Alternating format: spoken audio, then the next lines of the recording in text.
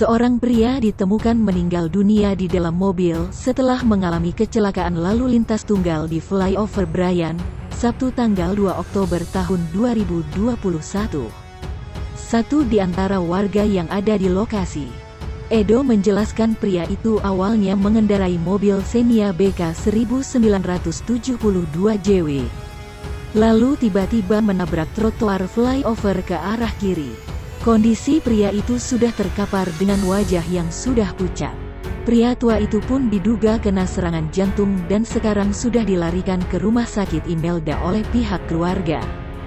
Di samping itu, Kapolsek Medan Barat AKP Tina membenarkan kejadian tersebut.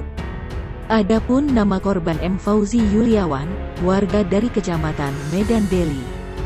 Adapun karena Polsek Medan Barat tidak tangani laka lantas, maka saat ini kejadian itu sedang diurus oleh unit Lantas Polrestabes Medan.